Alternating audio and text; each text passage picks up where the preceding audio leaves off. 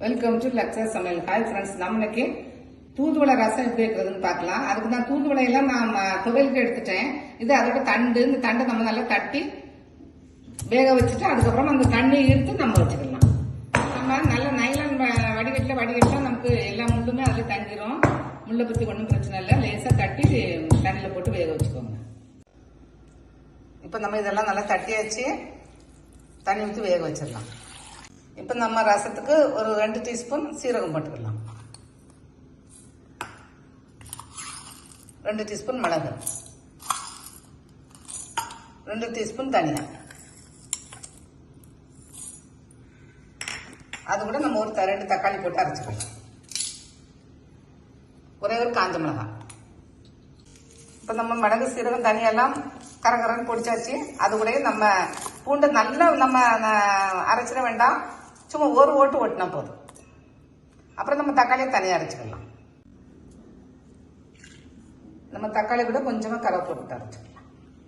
இப்போ நம்ம தூதுவளை குச்சியெல்லாம் நல்லா நம்ம ஒரு அரை மணி நேரம் நம்ம நல்லா போட்டு வேக வச்சாச்சு. அந்த எசன்ஸ்லாம் நல்லா இந்த தண்ணியில் இறங்கிடுச்சு.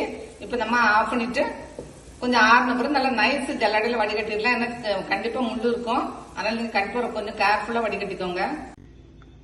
இப்போ நம்ம ரசத்துக்கு தாளிச்சிடலாம்.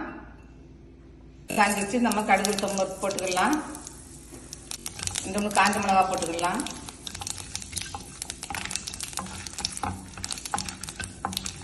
நம்ம அரைச்சி வச்சா ரசம் போடுற சேர்த்துக்கலாம்.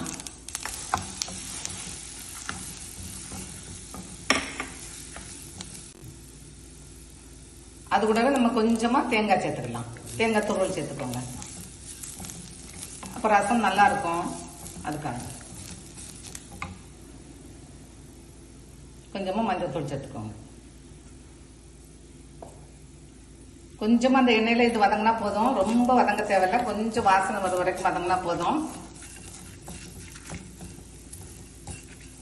இப்ப நம்ம அரைச்சி வச்ச தக்காளி சேர்த்துக்கலாம்.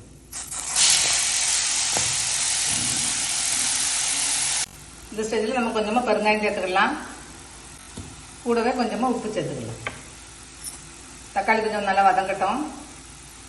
வதங்குற டைம்ல நம்ம தூதுவளை குச்சியெல்லாம் வடிகட்டி வச்சாச்சு. இப்போ அது கூட நம்ம புளி சேர்த்துக்கலாம். சேர்த்து அந்த தண்ணி நம்ம ஊற்றிக்கலாம். உங்களுக்கு எந்த அளவுக்கு தண்ணி உப்பு எல்லாம் சரியா இருக்கான்னு பார்த்துக்கோங்க. ஒரு பச்சை மிளகாய் போட்டுக்கலாம் வாசனைக்கு. இப்போ ரசம் கொஞ்சம் நல்லா சூடாகட்டும், கொஞ்சம் கருவேப்பிலை போட்டுக்கலாம். இந்த மாதிரி நம்ம ரசம் கொதிக்க ஆரம்பிக்கும் போது நமக்கு கொத்தமல்லி போட்டுட்டு ஆஃப் பண்ணிடலாம். அவ்வளோதான். இது ரொம்ப நல்லது உடம்புக்கு. சின்ன பசங்களுக்கு இந்த ரசம் கொடுத்தீங்கன்னா ரொம்ப நல்லது, சளி பிடிக்காது, எல்லாத்துக்கும் நல்லது. ஆனால் கொஞ்சம் சூடு, ரொம்ப அடிக்கடி கொடுக்க வேண்டாம். செஞ்சு பாருங்க, நல்லா இருக்கும். தேங்க்ஸ் ஃபார் வாட்சிங்.